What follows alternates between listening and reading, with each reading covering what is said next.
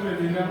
Şeiri, vətən haqqında şeiri o qədər gözəl söylədiyini, mən də vətən üçün yazdığım bir qoşmanı sizlərin nəzərinə çatdırmalı oldum.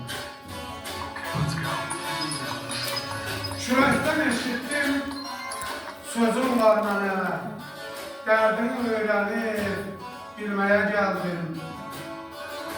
Mənim də ürəyim boş məzar deyil, sirrimi səninlə görməyə gəldim. Bu dünya fanidir, heç kimə qalmaz. Şair fəryad edib, saçını yolmaz. Birdən sinəm üstə gül qoyan olmaz. Sinəmdən gülləri gəlməyə gəldim. İgid hər oğullar ocağındadır, ətirli çiçəklər qucağındadır. Cənnət anaların ayağındadır. Səni cənnət bilir, görməyə gəldim. Səni cənnət bilir, görməyə gəldim. Dünyadan əlini üzən yaxşıdır.